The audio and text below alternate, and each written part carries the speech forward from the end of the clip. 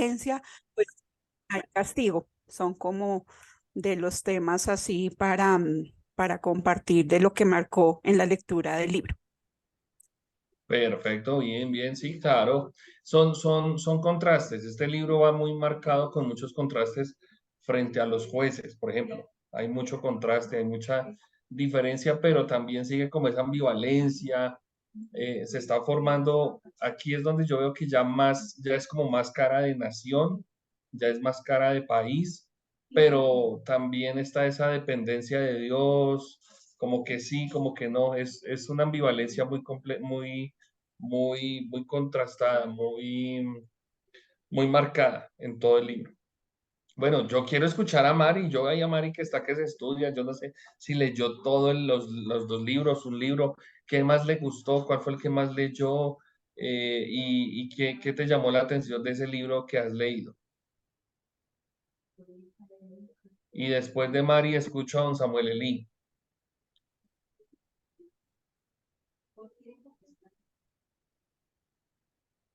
Abre el micro, eso, ahí con el secretario que le ayude a...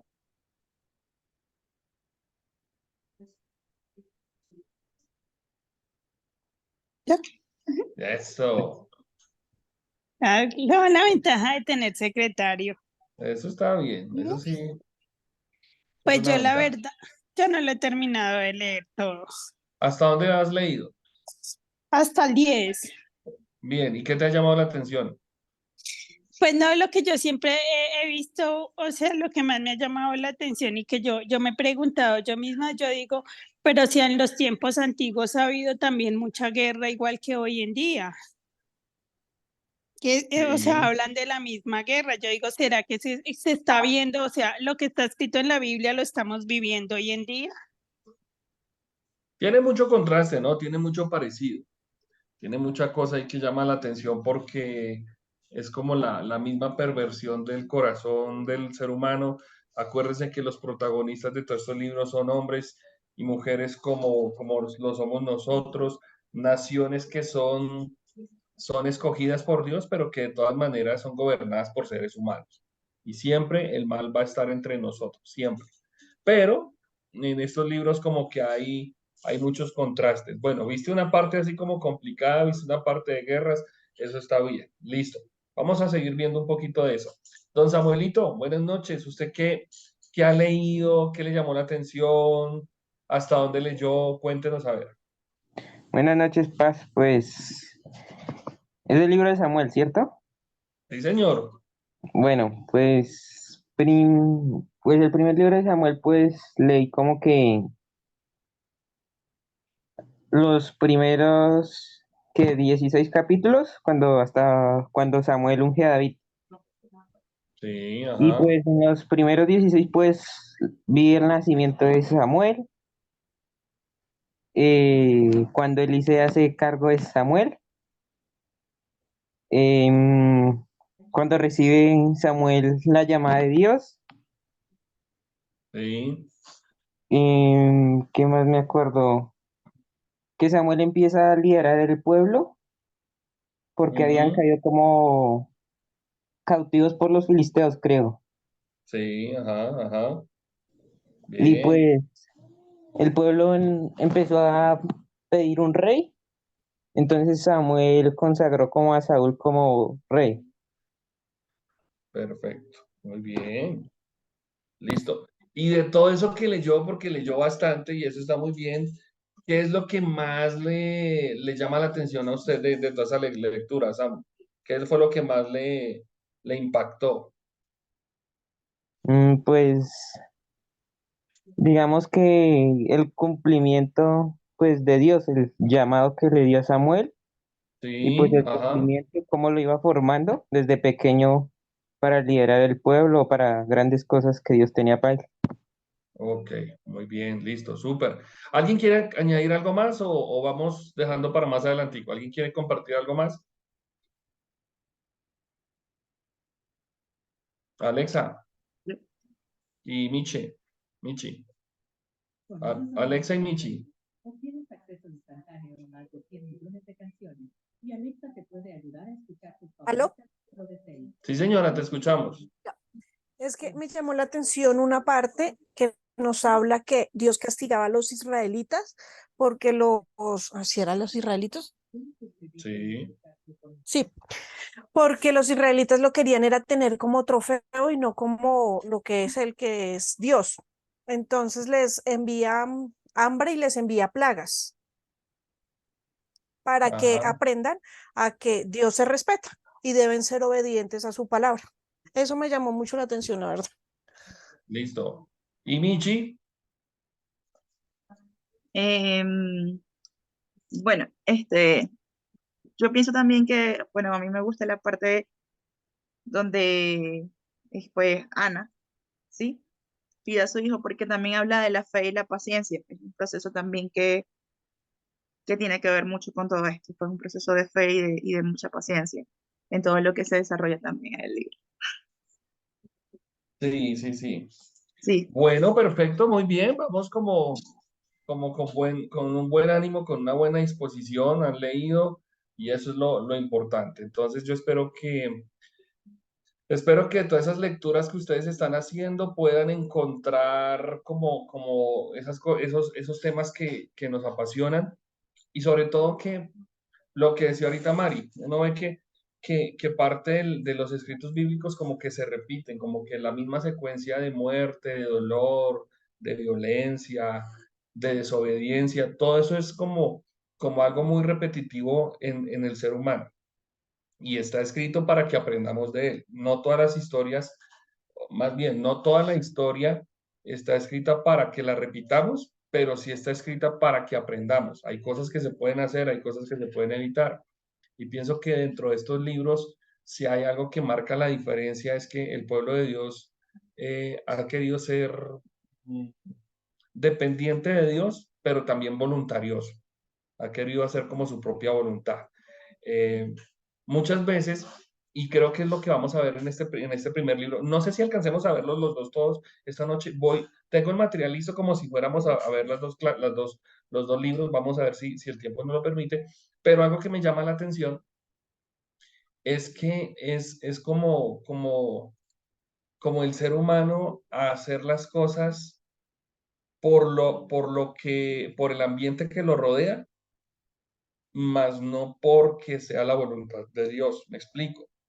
Aquí el pueblo de Israel, ustedes se van a dar cuenta que estaba siendo gobernado por jueces, ahora quieren un rey, pero no porque esa fuera la voluntad de Dios, sino porque esa era como la moda, eso era como el modus vivendi en esa época de las naciones que estaban ahí pegadas a Israel. Y pues obviamente lo vimos con Ruth, lo vimos con el libro de los jueces, que como eran naciones que estaban tan cerquita, eran poblaciones, uno se imagina naciones así grandes, pero no, eran naciones pequeñas, pueblos pequeños, pero que tienen un poder de influencia muy marcado sobre Israel. Y el pueblo de Israel pues dependía de Dios, pero también estaba mirando lo que a su alrededor le estaba moviendo. Bueno, hoy tengo aquí unas láminas un poco diferentes. Vamos a ver si puedo colocarles otras cositas más que tengo aquí, pero hablemos un poco acerca de los dos libros como tal. Yo quiero decirles que para esta clase no utilicé el libro de Hoff, sino que estuve mirando el del doctor Pagán y otros comentarios. Entonces, si ahí vamos encontrando cómo más nos enriquecemos, levantan la mano, van participando y hoy voy a estar muy pendiente de esa participación que ustedes ofrezcan. El primer libro y el segundo libro de Samuel, en un comienzo era un solo tomo en el canon hebreo. Para los hebreos, la Biblia no, los escritos del Antiguo Testamento estaban divididos en unas secciones que era el Pentateuco, los libros de los profetas y los libros de historia. Dentro de los libros de los profetas estaba Josué, comenzaban desde Josué y llegaban hasta los libros de los reyes. Pero resulta que eran marcados de una manera totalmente distinta. Les voy a explicar. Estaban Josué, que era el primer libro, luego estaba el libro de los jueces, Samuel, Reyes, Isaías, Jeremías, Ezequiel y los 12 profetas menores. Los 12 profetas menores son los últimos libros del Antiguo Testamento. Entonces, todos esos 12 libros eran un solo libro. Los 12 libros de los profetas menores eran un solo libro. Y además, en una revisión que tiene la Biblia venga, me acuerdo, para los hebreos, que era la Biblia, la Septuaginta, el libro de Reyes era un solo libro con con los dos libros de Samuel. O sea, primer libro de Samuel, segundo libro de Samuel, primer libro de Reyes y el segundo libro de los Reyes eran un solo libro. Dentro de ese solo libro se conocía todo como Reyes. No estaba marcado Samuel ni nada de ese tema, sino que era un solo libro porque era digamos, como la forma más fácil para ellos de entenderlo, de asimilarlo, y así fue como siempre se manejó esa división. Ya después de que comienzan a trabajar las revisiones de los escritos sagrados, después de la Septuaginta, entonces es ahí ya cuando se divide primer libro de Reyes, segundo libro de Reyes, tercer libro de Reyes y cuarto libro de Reyes. Después en otra revisión sacaron primer libro de Samuel, segundo libro de Samuel, primer libro de Reyes y segundo libro de Reyes. Entonces es ahí algo como una anécdota que les quería contar. ¿Por qué le colocaron el libro a Samuel ese nombre? Pues porque Samuel, el profeta Samuel, era, digámoslo, como el personaje más marcado, más especial, más trascendente en toda la historia de este libro. ¿Listo? Además, Samuel era un juez. Samuel era un juez, no fue rey, tampoco fue profeta, pero tenía función de profeta, para que tengan en cuenta ese dato. Samuel no era un profeta, Samuel fue un juez. Acuérdense que cuando cerramos el libro de los jueces, el último versículo dice que en esa época no gobernaba nadie, sino que todo el mundo hacía lo que quería. El pueblo estaba dividido en segmentos pequeñitos y en cada segmento se levantaba un hombre y era el que comenzaba a gobernar, era el que comenzaba como a liderar al pueblo, pero no era propiamente ni un rey, no era un monarca, no era una persona así que en toda la nación se reconociera, sino que era como en una comarca, como en un lugar donde era reconocido. Entonces, cuando ustedes estudian, yo no sé qué leyeron ustedes en el libro de Job. ¿A quién se le atribuye la escritura de este libro de Samuel? ¿Se acuerdan? Lida. A Samuel.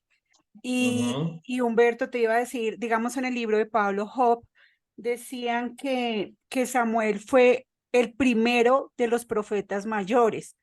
Entonces ujú. quedó ahí como confundida si tú dices que él no fue profeta, ahí lo mencionaban como fue juez y fue el primero de los profetas mayores. Ok.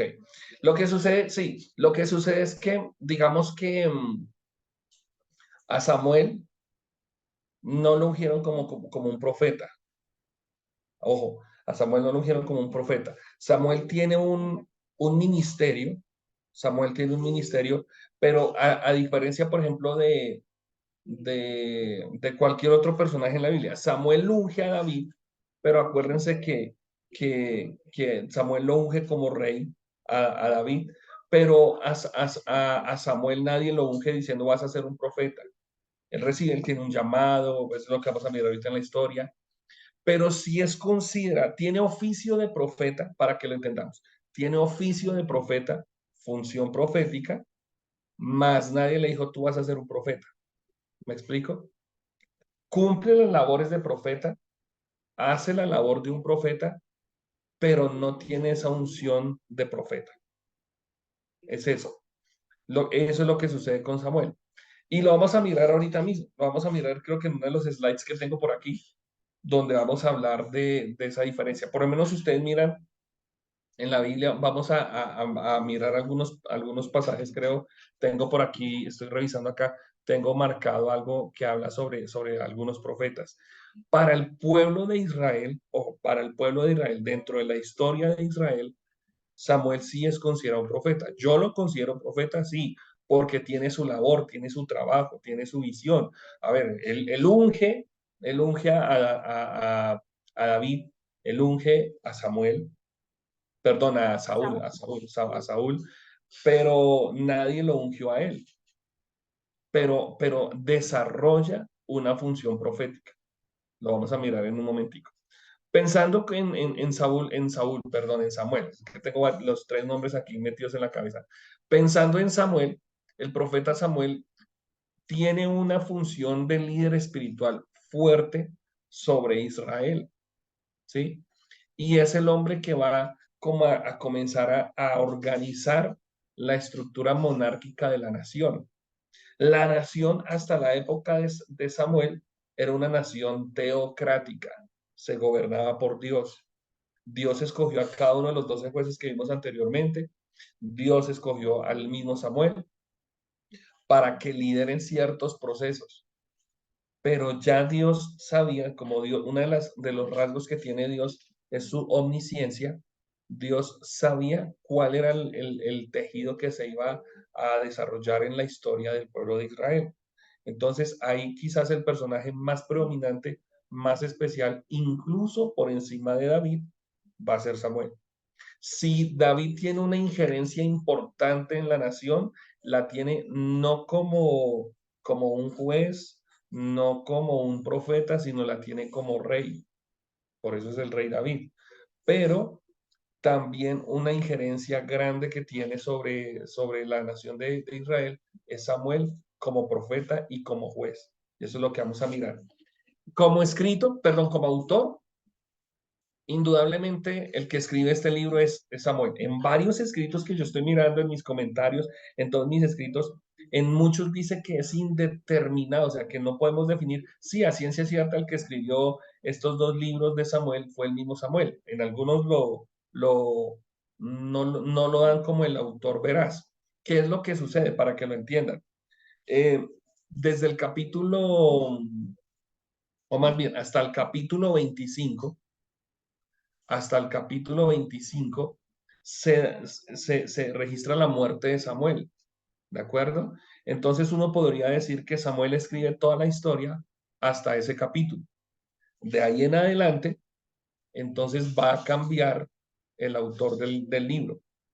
Algunos comentaristas dicen, no pudo ser Samuel, porque pues Samuel murió. Sí, pero entonces viene siendo como lo mismo que sucedió en Romanos, cuando Pablo escribe toda la carta a los romanos, pero al final, en el último capítulo, ya que donde se va acabando el rollo, dice, yo Tercio escribo la carta. ¿Qué quiere decir? Que en Romanos, me refiero a Romanos, Pablo escribe, pero ya en la última parte le está haciendo como una labor de escribiente Tercio. Pablo le está dictando a Tercio y Tercio es el que escribe, entonces Pablo seguramente le dice, mijo, diga que usted fue el que escribió, yo Tercio escribí, ¿sí? Entonces aquí en este libro de Samuel, Samuel escribe hasta el capítulo 25, ¿listo? En el primer libro de las crónicas, en el capítulo 29, se dice que Samuel mantenía crónicas de David, es decir, Samuel escribió algunos relatos de David, él los escribió, él los escribe, él los guarda, él los mantiene ahí. Acuérdense que la Biblia, el Antiguo Testamento, es una recopilación y en la primera o en la segunda clase vimos una línea del tiempo donde decíamos que todos los hechos tienen una hilación cronológica, pero no quiere decir que todo se escribió en el mismo momentico, para que ustedes lo tengan en cuenta. Es más, si ustedes miran, si tiene ahí alguien su Biblia abierta, primer libro de Samuel, abran en el capítulo 10. Primer libro de Samuel, capítulo 10. Primer libro de Samuel, capítulo 10. Alguien que quiera leer el versículo 25. Amén, paz. Ajá, léelo. Dice, Samuel 10:25. Samuel recitó luego al pueblo las leyes del reino y las escribió en un libro, el cual guardó delante de Jehová. Y léete, por favor, en el capítulo 1, el versículo 18. 18 dice, y ella dijo, halle tu sierva gracia delante de No, tus no, ojos, perdón, me equivoqué. Segundo libro de Samuel 1:18, segundo de Samuel 1:18, perdónenme. segundo de Samuel 1. Dice, y dijo que debía enseñarse a los hijos de Judá. He aquí que está escrito en el libro de Jacer. Ok.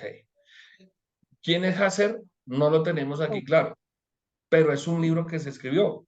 Algunos dicen, cuando tú lees este capítulo 2, entonces ese libro de Hazer puede ser una recopilación de textos que escribió Samuel. Y cuando leíste primera de Samuel 10:25, dice que Samuel escribe un libro de las leyes del reino. No es Samuel, perdón, no es el libro de Samuel, no es el libro de los reyes. Entonces uno puede deducir que Samuel, como muchos otros escritores de la Biblia, escriben libros, escriben crónicas, escriben relatos y las guardan. Ahora, ya tendríamos que hablar nosotros, ese no es tema de hoy, pero uno tendría que pensar en el canon. El canon que es cuando recopilan todos los escritos que hay y se forma algo que es la alta crítica. En la alta crítica dicen, estos libros son inspirados, estos libros están en el canon, estos libros no están en el canon, es decir, estos libros hacen parte de los libros sagrados, estos libros no hacen parte de los libros sagrados. Pero aquí lo que ustedes ven es que Samuel es un escritor, eso tiene un nombre, eso es un escriba, el hombre escribe, recopila datos, los maneja, los almacena y en algún momento sale a relucir estos libros de Samuel que, como lo decía Lía y como lo decíamos al comienzo, son libros proféticos, son libros que narran un poco de profecía, pero que dentro del canon que nosotros tenemos nos muestra es la historia. Y ahorita vamos a ver la diferencia entre el primer libro y el segundo libro. ¿Estamos de acuerdo? No es como para confundirnos ni nada, sino es para entender que estos libros los escribe Samuel y que se van recopilando con el paso del tiempo. De hecho, hay otro texto, si ustedes lo quieren mirar, por ahí también en el primer, ahí sí no es en el segundo, sino en el primer libro de Samuel, se comenta que hay un rey que se llama Ziklag, y ese es un rey de Judá, y se menciona aquí. Resulta que es como si el escritor, primer libro de Samuel, capítulo 27:6, es como si el escritor nos está contando el comienzo de la historia antes de que se formaran el gobierno monárquico, el gobierno por reyes, pero se salta un momentico al futuro y habla de un rey de Judá. Pero venga, ¿cómo así si no ha comenzado la historia? Si ese evento no ha ocurrido. Pues no, es que sencillamente lo que hace Samuel es coge los escritos, recopila la historia y luego como que llamémoslo así, la publica. Es un recopilador de historias, el profeta Samuel. ¿Listo? Eso era lo que les quería comentar. Voy a listar aquí algo para mostrarles, pero bueno, voy a listar aquí el bosquejo, aunque todavía no se los voy a enseñar, no lo vamos a mirar todavía. ¿Qué sucede con el primer libro de Samuel? El primer libro de Samuel nos muestra 3 transiciones de liderazgo dentro de la nación. De Elí, que es el sacerdote, que además de sacerdote es juez, Elí. Número 2, de Samuel, que es profeta, que es juez, a Saúl, que es el primer rey de Israel, y de Saúl al rey David. Entonces son 3 transiciones de liderazgo. Es como si nosotros aquí estuviéramos hablando de Uribe, de Duque y de Petro, cada uno con funciones diferentes, con ocupaciones distintas, pero con un liderazgo central que es el de la presidencia.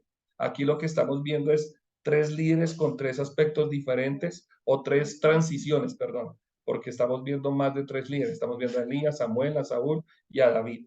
Entonces son 3 transiciones de liderazgo las que vemos en el primer libro de Samuel, mientras que en el segundo libro de Samuel solamente vamos a ver relatos de la historia de David. Es como una biografía del rey David. ¿Estamos de acuerdo? Además de eso, en el primer libro de Samuel el propósito grande que podríamos marcar es la transición del pueblo, legitimar la elección de David como rey de Israel y demostrar la fidelidad de Dios a su pacto. Es decir, ver que todo lo que vamos a ver en este primer libro de Samuel nos va a llevar a un rey, a David. ¿Por qué no Saúl? Ya vamos a mirar un poquito la historia. Saúl fue desechado por Dios. Saúl podía ser el rey escogido, el hombre conforme al corazón de Dios, pero Saúl tuvo una serie de errores en su vida que por causa de eso dice que la Biblia dice que Dios lo desecha del reino. ¿De acuerdo? En cambio, en el segundo libro de Samuel, entonces vamos a ver cómo se explica el pacto que Dios establece con David, que es un pacto mesiánico, apunten ese término, es un pacto mesiánico, su vida de fe y su vida de fe y sus fracasos. Es muy interesante, pero ustedes creo que lo han leído, lo han escuchado en muchas ocasiones, que nosotros cuando nos referimos a David, nos referimos de David como el hombre conforme al corazón de Dios. Es un hombre que busca agradar a Dios, es un escritor de salmos, es un hombre que tiene toda digámoslo como un currículum de menos a más. Jovencito, despreciado por su familia, el menor de toda la casa, se convierte en un guerrero, es un salmista, mata a un gigante, luego pasa a ser rey y de ahí como que Dios lo encarama a otro nivel porque de la vida de él se desprende un llamado mesiánico, ¿sí? Entonces, es muy interesante la historia de David y esa la vamos a ver en el segundo libro. ¿Por qué decimos, bueno, no lo tengo, no se me ocurre decirlo acá, ¿por qué no es, más bien, por qué Samuel, Crónicas y Reyes son libros y no cartas como en el Nuevo Testamento? ¿Quién me responde eso? ¿Por qué son libros y no cartas? Ingrid, ya que tiene la mano levantada. Yo sé que no iba a contestar eso, pero No, pero yo no le iba a contésteme. contestar esa, Paz. Dígame. Pues, Yo leí eso en alguna parte, pero no me acuerdo. No, yo ahorita que lo que pasa es que cuando yo estaba leyendo, bueno, el libro de Samuel y ahorita con todo lo que tú decías de David, yo hacía, digamos, como una relación, digamos, del pecado que había hecho, un ejemplo, eh, Saúl y los pecados que había cometido de pronto David, ¿no? Y si los vemos de pronto, Dios probó fue el corazón de, de Saúl, ¿sí? Entonces yo decía, bueno, Samuel, David cometió muchas más cosas que de pronto que Saúl. Entonces Saúl fue desechado y David fue lo que tú dices ahorita, digamos, fue el que tuvo el corazón conforme a Dios.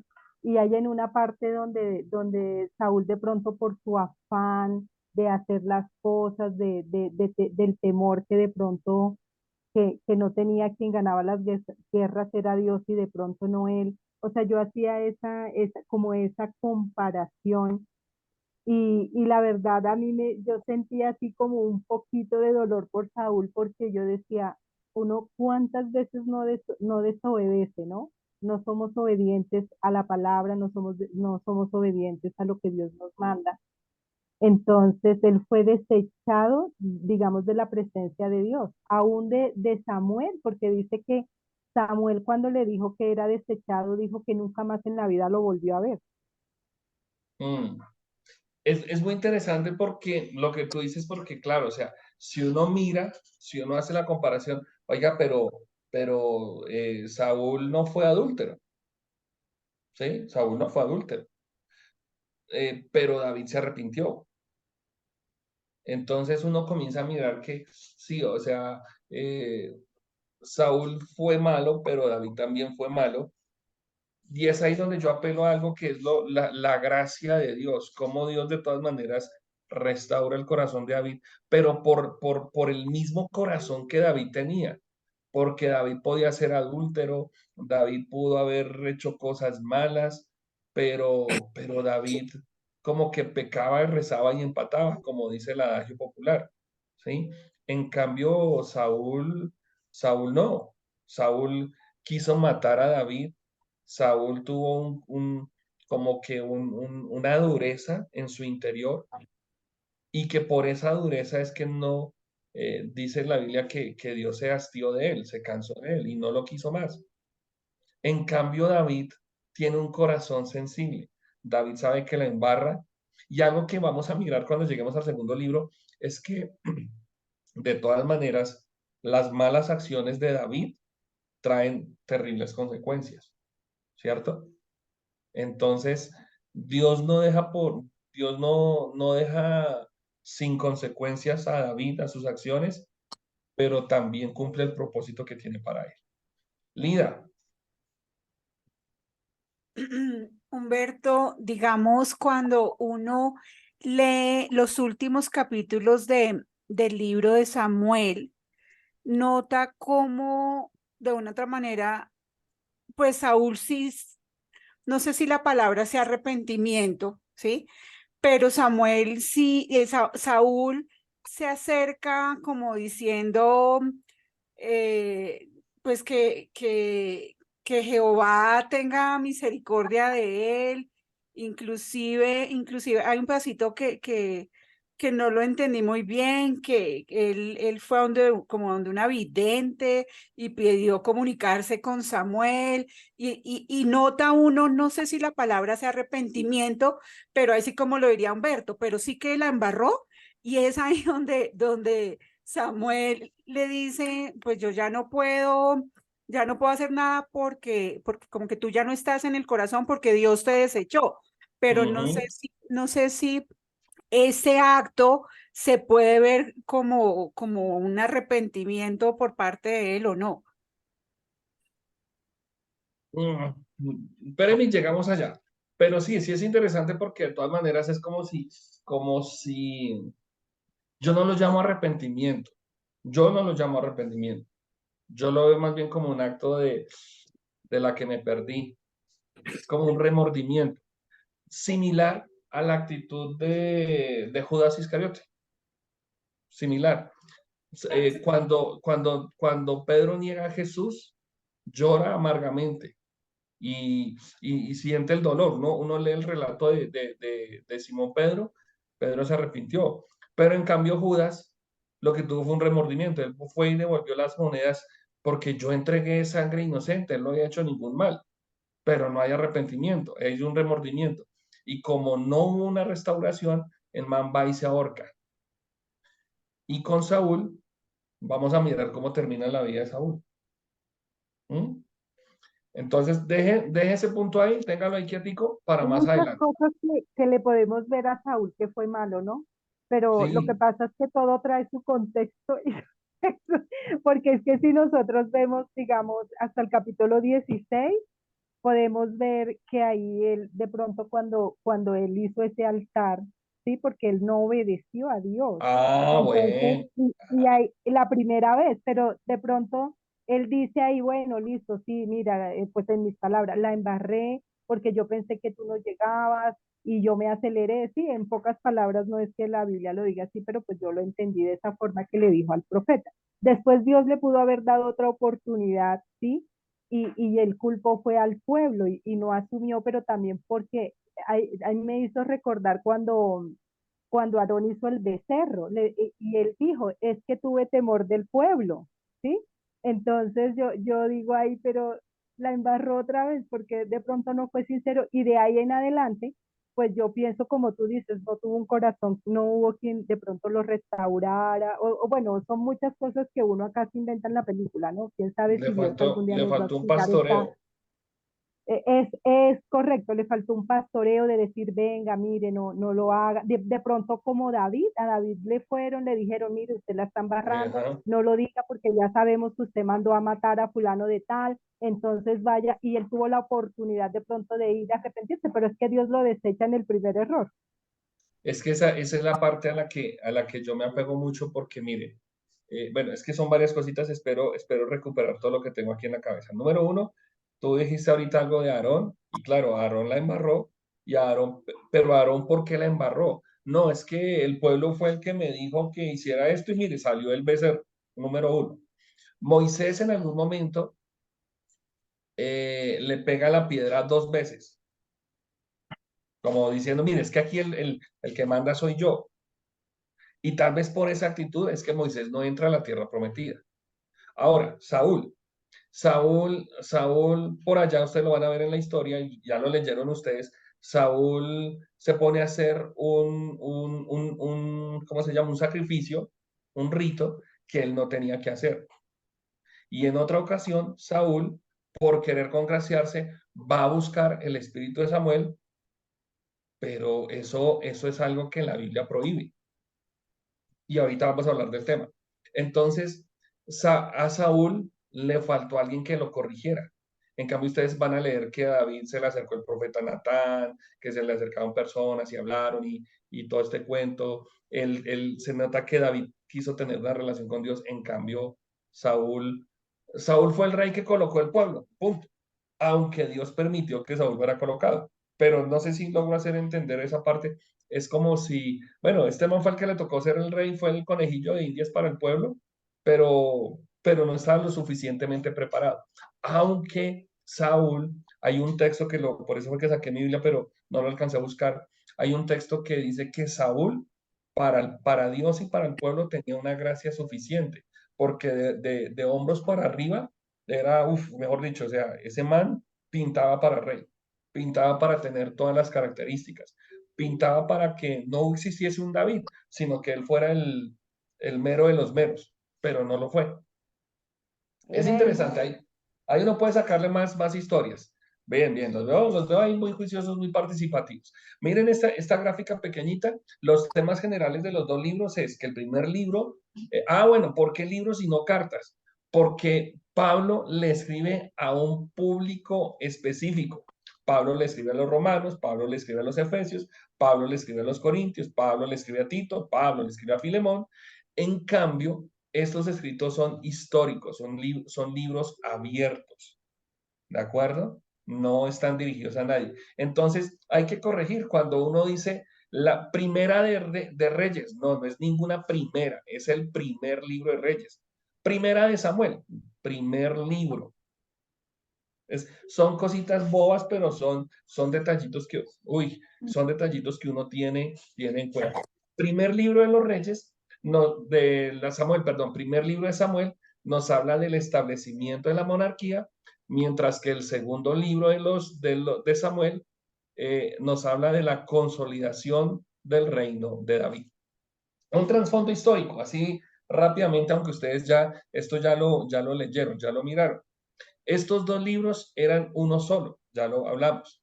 Nos cuentan nos cuenta en detalles los días finales de la teocracia. ¿Qué es la teocracia? En sus palabras, ¿qué es la teocracia? Un solo Dios, o sea, la fidelidad al Dios de Israel. El gobierno de Dios.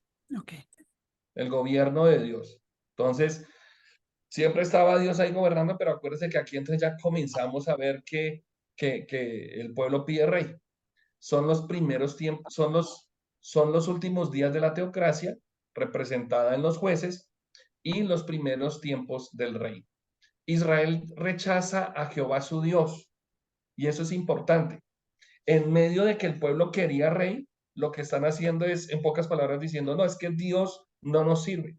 Queremos tener el mismo modelo del mundo, queremos tener el mismo modelo de las demás naciones. Y ojo, porque eso también lo podemos ver hoy día. No, es que nosotros queremos que todo en la iglesia sea como en el mundo. Queremos que nuestras iglesias tengan todo lo que tiene el mundo. Queremos que nuestros líderes tengan, o que nosotros vivamos como vive el mundo. Y de alguna manera, yo no sé si ustedes se acuerdan, por allá en el libro de Cantares, el Cantar de los Cantares, que precisamente lo escribió Salomón, dice, Salomón el hijo de David, dice que las zorras pequeñas dañan los grandes viñedos. Y tal vez el hecho de querer tener rey, pues en sí no era malo. Uno diría, no, eso no era malo, pero es querer meter al pueblo de Dios la cultura del mundo. Muchas veces nosotros metemos zorras pequeñas, muchas veces nosotros metemos cosas que parecen ser bonitas, que parecen ser agradables, pero que traen una destrucción.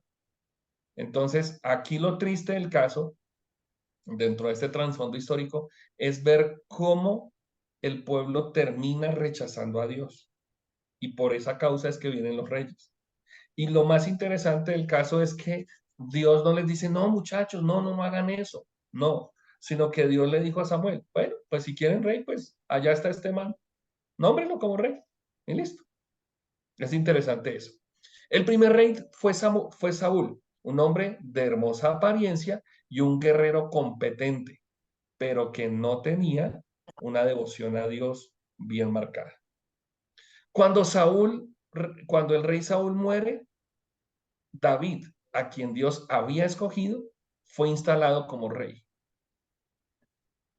Estos libros cubren la vida de David junto con un relato de Samuel, el último de los jueces. Y nos habla de un marco más o menos de 130 años que son comprendidos entre la vida de Samuel, entre la vida de Saúl y la vida de David. Y este detallito que aparece acá es muy interesante porque en el principio es la continuación del libro de los jueces. Habla de una anarquía religiosa y política y en medio de esto nace Samuel, con 12 tribus independientes, pero también con muchos enemigos. Estos últimos enemigos son ciudades-estado, donde se establecía el gobierno, pequeños reinos y el centro de adoración era en Silo. Dios quería ser el rey de Israel, pero Israel quería tener un rey humano, al igual que las demás naciones alrededor, pide un rey y rechaza a Dios. Con David, Dios hace un pacto con él, anunciando al Mesías Jesús. ¿Listo? Exacto, 1 Samuel 9:2. Sí, señora. Gracias, Lía. Ese era el texto que estaba buscando acá. ¿Listo? Entonces, ¿entendió el trasfondo? No es primera de Samuel, es primer libro de Samuel. Muchas gracias, muy bien. Eso me gusta. Está en la jugada. Era ver cómo me respondían. Ah, eso está muy bien. Anótese un punto. Listo. Entonces, ese es el trasfondo histórico. Ahora, es muy interesante notar que lo que sucede es que el pueblo decide, es el pueblo el que decide escoger, tener rey. Dios dice, bueno, está bien, pues si quieren rey, pues Samuel, allá está Saúl, únjalo como rey. Pero ese no era el rey que Dios tenía, o ese no era el plan que Dios tenía. Pero acuérdense que Dios, y eso lo aprendemos un poco en la vida práctica, Dios es un Dios de segundas oportunidades. Dios es un Dios de restauración. Aunque nosotros, dice la Biblia, aunque el hombre caiga 70 veces, con todo Dios lo recoge. Nosotros nos podemos desviar, pero Dios es el que nos corrige a nosotros. No es que nosotros seamos los pilosos del camino y los que sepamos cómo se desenvuelve la historia. No, es que Dios nos atrae, como dice la palabra, con cuerdas de amor. El mensaje principal del libro está en el primer libro, en el capítulo 15, el versículo 22, cuando habla que ciertamente el obedecer es mejor que los sacrificios y el prestar atención es mejor que el cebo de los carneros. ¿Esto a qué hace referencia? Hace referencia precisamente cuando el rey Saúl tiene que estar en una batalla, pero antes de la batalla se tenía que hacer un sacrificio, se tenía que hacer una ofrenda, un culto. Y pues obviamente los reyes no podían ofrecer sacrificios por una razón. ¿Cuál era? A ver, un punto para el que me responda eso. ¿Por qué los reyes no podían ofrecer sacrificios? Porque era una función de los sacerdotes, de los levitas. Era una función sacerdotal y los reyes estaban con sus manos manchadas en sangre. Entonces, en este caso, el rey Saúl no podía hacer un sacrificio, pero el hombre se empecinó, se subió aquí en la montaña del Codito, se empecinó en hacer un sacrificio y cuando comienza el sacrificio es cuando llega el sacerdote. Y es en ese momento cuando con ese acto uno diría, no, pero o sea, tan malo Dios, tan estricto el profeta, déjelo que haga el sacrificio. Sí, lo podía hacer, no lo podía hacer, porque número uno, no era su trabajo y número dos, sus manos estaban manchadas en sangre.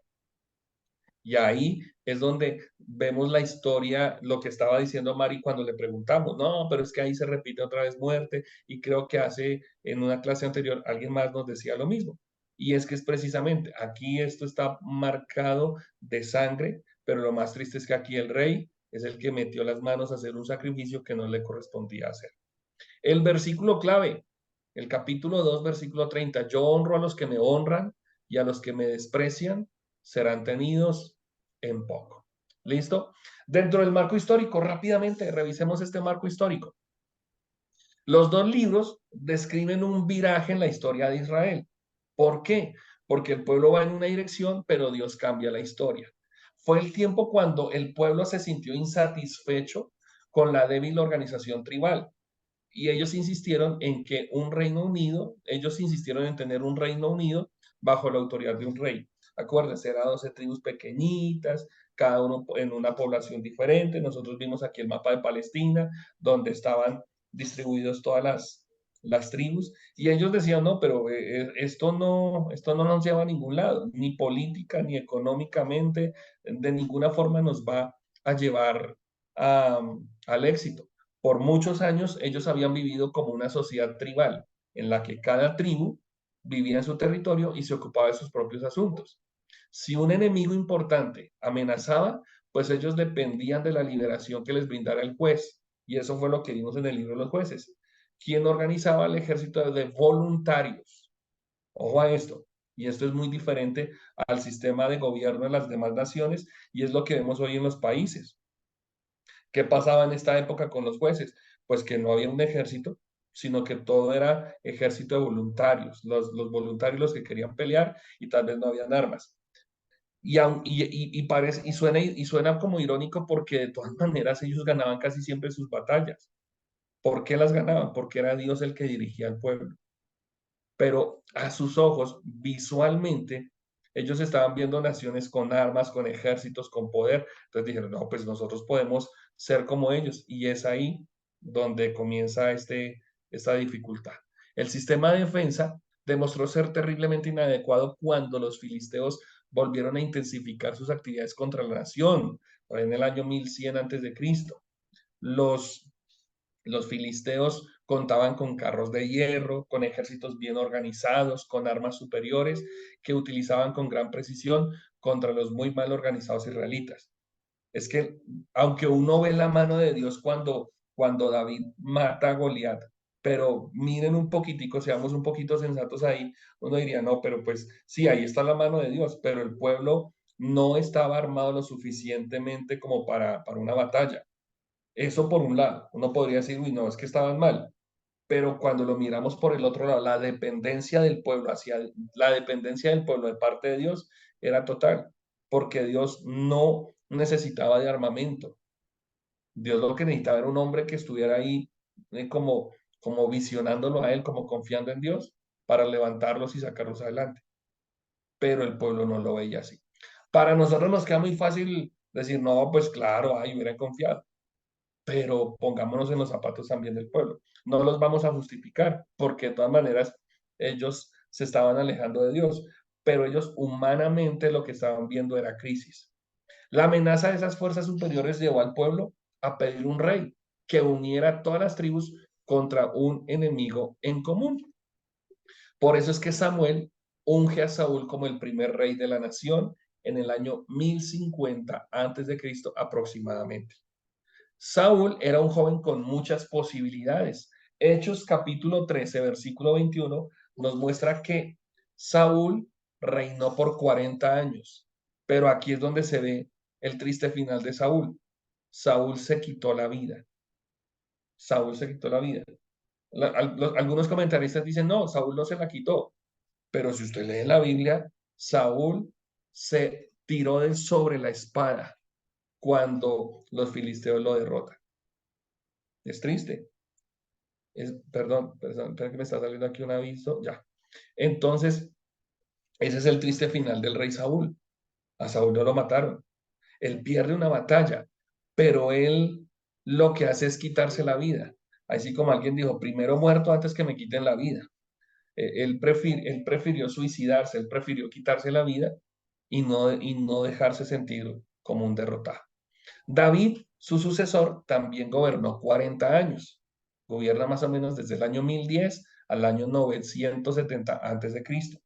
Y por el contrario de David, de Saúl, David logró sacar a los filisteos, logró unificar al pueblo y conquistar o establecer relaciones pacíficas con las naciones vecinas. Acuérdense que Saúl, no sé si lo tengo aquí en una slide más adelante, pero Saúl tenía el pueblo dividido. Saúl era como el rey del cambio, como el que mejor dicho yo voy a cambiar todo acá, pero logró fue más bien la división de la nación, cosa que no ocurre sino particularmente en algunas épocas y en algunos países, ¿no? Pero fue lo que ocurrió. Saúl no logró como unificar a la nación, mientras que el rey David sí lo nota. ¿Listo?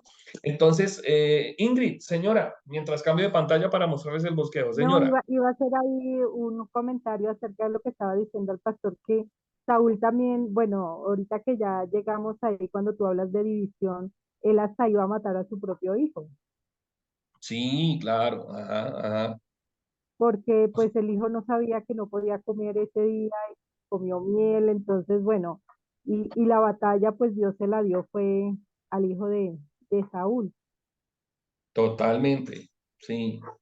Y es increíble, pero cómo uno ve que Saúl se ensaña también contra David cuando el hijo de David, Jonatán, se hizo amigo de Saúl. De, cuando el hijo perdón, cuando el hijo de Saúl, Jonatán, se hace amigo del rey David. Entonces, todo lo que veo, yo, si usted me lo pregunta a mí, yo veo en Saúl como rey, un rey inseguro de sí mismo, un rey que no tiene la convicción plena de lo que puede hacer en las manos de Dios. Ojo, porque aquí uno puede sacar muchos valores agregados a la vida espiritual. O sea, todo esto está escrito para que conozcamos la historia, pero también para que revisemos la parte espiritual. Dios nos puede llamar a usted y a mí a hacer diferentes ministerios, desarrollar un ministerio específico en la iglesia o fuera de ella. Si usted es llamado por Dios y usted es una persona insegura, Dios lo forma y lo capacita. Pero si usted no es llamado por Dios, no se mande a hacer nada, porque usted puede hacer las cosas bien, pero puede terminar mal. Yo no sé, pero yo siempre difiero un poco en el reinado de Saúl, porque yo considero a Saúl, como les dije ahora, Saúl es como un conejillo de Indias. Ah, venga, ¿quién ponemos de rey? Pues ese man es grande, ese man es bonito, vaya y ójalo. Pero no era el deseo del corazón de Dios, porque yo leo la Biblia y me doy cuenta que Dios es celoso, Él no comparte su gloria. Y a Dios, como una persona cualquiera de nosotros, Dios maneja emociones y Dios se entristece. Imagínate ustedes que son padres de familia, los que son padres y madres acá, que su hijo llegue hoy y le diga, no, es que yo no lo quiero hacer como mi papá, yo quiero como papá a mi vecino. ¿Lo? ¿Me entiendes? Entonces el pueblo despreció a Dios y eso trae un dolor, eso trae un quebranto en el corazón de Dios. Y por más que Saúl quiera matar y por más que Saúl quiera ser guerrero y no logra conectar ni con Dios ni con la gente. Es triste, ¿cierto? Entonces, eso. Bueno, aquí están viendo entonces el bosquejo del primer libro de Samuel. Este es un bosquejo que que lo manejo en un comentario que yo utilizo. Como les dije, no utilicé el libro de Pablo Hoff en esta ocasión, pero pues quería dejarles este bosquejo. Este bosquejo está dividido de la siguiente manera. Del capítulo número 1 al capítulo número 8 habla sobre Samuel como último juez de Israel. Nos habla primeramente de su nacimiento y su juventud, el llamado de Samuel y el ministerio de Samuel, ¿sí? El ministerio de Samuel. Luego vamos a ver un poquito la historia, a ver, me adelanto aquí, me adelanto un poquito. Bueno, pero me devuelvo acá, me devuelvo aquí. Samuel, su llamado, su ministerio, cómo el arca es capturada por los filisteos, cómo el arca castiga a Bet-Semes, y al final, el punto 3, vamos aquí, ya, ok, sí, el punto 3. El punto 2 general, entonces, primero hablamos de Samuel allá arriba, y la segunda parte hablamos de Saúl como primer rey de Israel. Saúl es elegido, su designación, el encuentro que tiene con el profeta, bueno, la unción, cómo comienza su trabajo. Ay, me salté. Me devuelvo. No, me salí. Perdónenme, mis hermanitos. Me salí. No, aquí está. Perdón, sí. Saúl como rey es el segundo punto del libro. Que están viendo la historia, toda la historia de Saúl, hasta cuando termina, bueno, el fracaso de Saúl. Mire que aquí me llama la atención que en esta tercera parte habla que Saúl tiene un fracaso, el primer fracaso de Saúl, luego me habla de el tercer fracaso de Saúl, es decir, que Saúl tuvo muchas fallas, tuvo muchos errores, ¿no? Y eso lo vemos en la lectura del libro. El tercer punto, y con ese se cierra, es David. David perseguido sucesor. Acuérdense que David es perseguido por Saúl, cómo Dios lo unge, cómo David sirve a Saúl, porque eso es bien interesante, que aunque Dios como que le revela a David cuál va a ser su función, pero él sigue sirviendo, él es un buen segundo. Y eso es muy interesante también entenderlo, que para nosotros ser buenos primeros, para ser buenos líderes, tenemos que aprender a ser buenos segundos. iPhone, Edgar. Pues, podríamos decir que de la forma que el pastor ve a Saúl, cabe una comparación con Petro en la vida actual. Tú lo has dicho. Sí. Lo que pasa es que, bueno, eso es lo bonito de la historia. En la historia uno puede recopilar muchos hechos y uno puede analizar tanto el pasado como el presente y el futuro de la nación que protagoniza la historia, pero también de las naciones que están a su alrededor para saber dónde fue su error. ¿De acuerdo? Entonces uno Claro podría que ver que, toca bueno, dejar claro que no ha terminado la presidencia, ¿no? Todavía. bueno, listo. Sí, exactamente. Pero mire lo que sucede, lo que pasa con Saúl es que, hombre, o sea, Saúl, su corazón estaba como, ¿cómo lo decimos nosotros? A ver, un término, como un corazón viciado, porque él quería, él anhelaba era el poder. Ustedes se dan cuenta, Saúl anhelaba era el reconocimiento. En algún momento el pueblo dice, venga, pero Saúl mató a 1000, chévere, pero David mató a 10.000. Ay, pero ¿cómo así? Entonces, ¿dónde vengo yo? Es el problema del poder, es el problema del corazón. ¿Y qué es lo que sucede hoy día, por lo menos en naciones como las nuestras, en América Latina, en Colombia y bueno, toda América Latina? Que la gente está es por el poder, más no por el servicio. Ustedes miran, las naciones aquí en América Latina tienen ese bendito problema, porque queremos es la figura, queremos el renombre. En cambio, Dios no quiere eso. La Biblia dice, Dios quita y pone reyes, pero Él quiere reyes conforme a su corazón. Ahora, de Y otra Saúl, cosa que me llama la señor, atención ahí es, por ejemplo, uno mira que ellos dedicaban mucho tiempo a la oración, ¿no? Ellos eran personas que eran, y, y caen en tentaciones y hay debilidades. Entonces, si hacemos la comparación hoy en día, pues nosotros estamos crudos porque somos perezosos para orar. Y si estas personas dedicaban tanto tiempo a orar, y a pesar de eso, pues se ve que hay mucha debilidad, o sea, en cierta forma asesinar a otra persona era algo como que entraba dentro de lo como de lo común, no normal. sé. Mire, Edgar, que usted lo dijo de una forma muy correcta. Resulta que sí, obviamente que para el desarrollo de las naciones había que morir, había que matar gente, se tenían que levantar guerras. Sí, ustedes lo ven en los libros históricos, lo vimos un poquito por allá cuando leemos Éxodo y toda la salida del pueblo de Israel hasta cuando llegan a Jericó, y bueno, todo ese desenvolvimiento. Pero siempre hay un deseo de buscar a Dios. De todas maneras, el pueblo está buscando a Dios.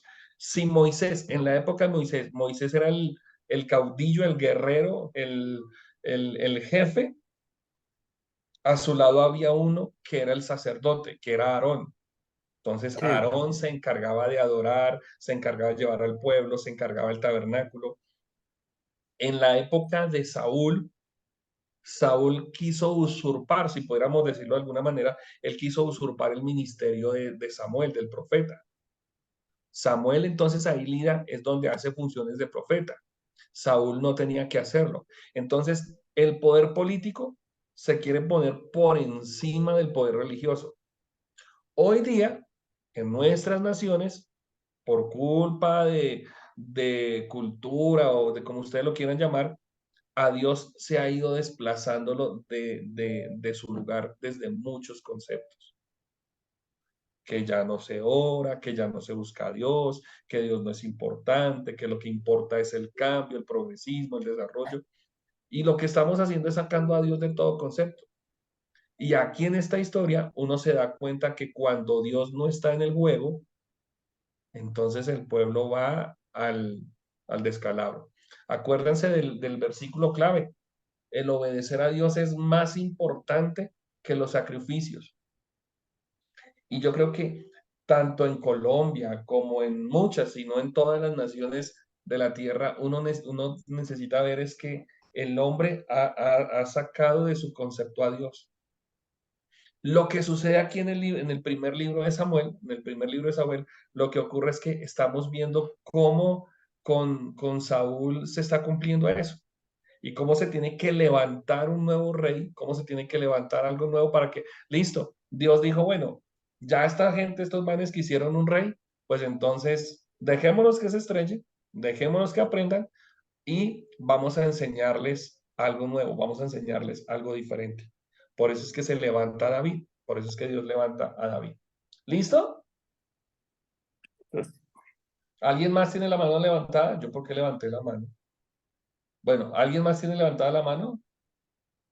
Ya la bajo y se la bajo aquí a don Edgar y listo. Lida, sí señora, cuéntame. Mira, Humberto, creo que en el libro de Pablo Job se describía al rey Saúl como una persona parcialmente obediente, obstinado, orgulloso, caprichoso, rebelde y, Saúl tenía, según el corazón del pueblo y no el corazón de Dios.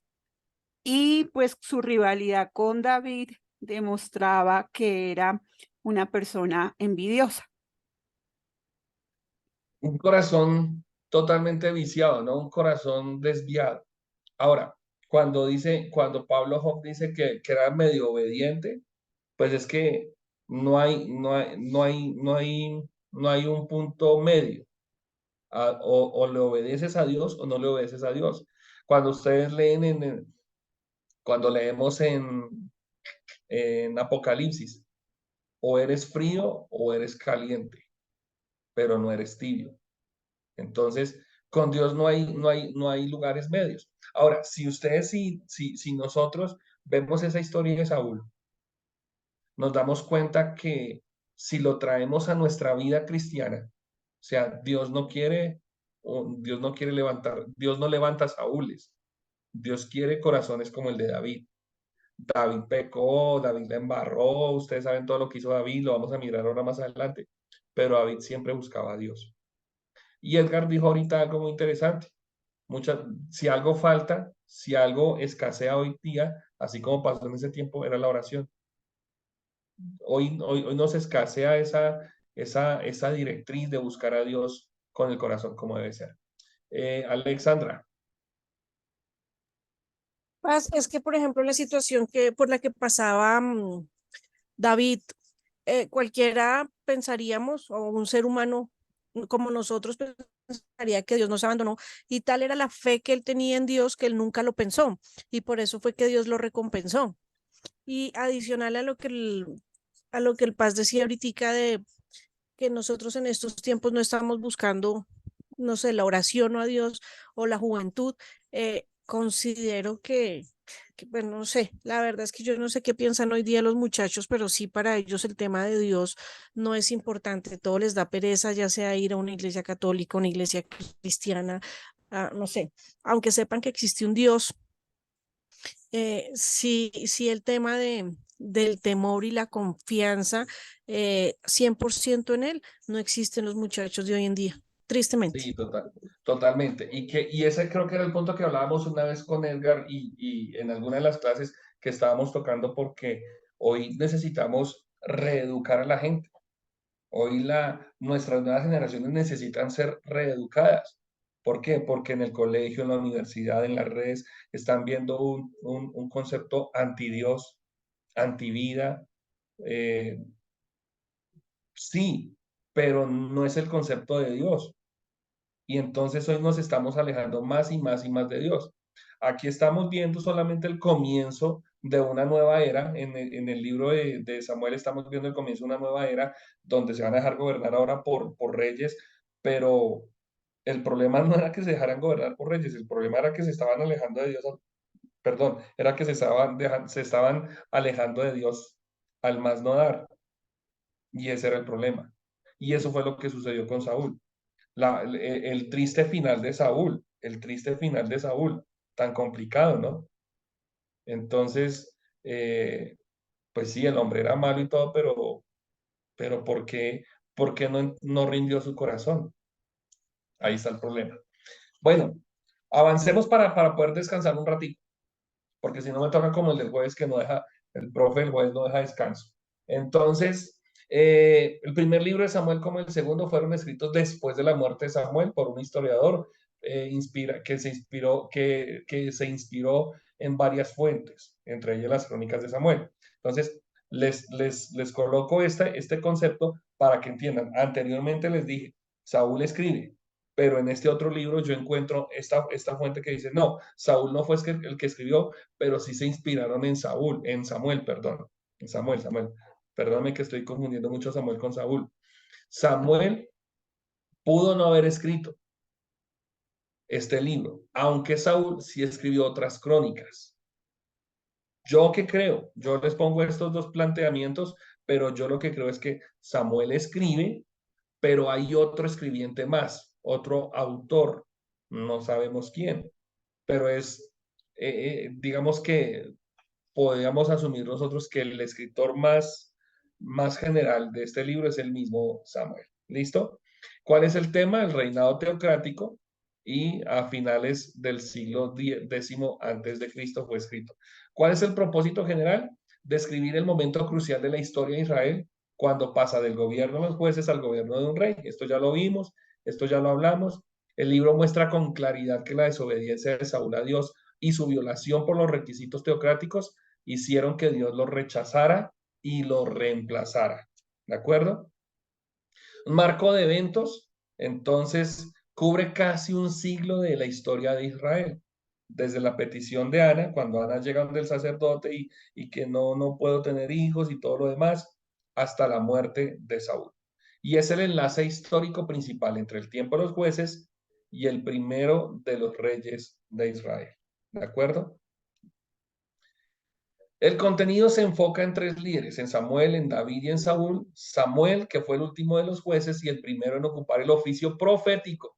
No fue el primer profeta, ya que antes habían sido profetas primero Moisés y luego Débora. Acuérdense de Débora. Ese era el punto, Lía, por el cual yo decía que no había sido solamente el primer profeta. Ya Moisés fungió como profeta y Débora también.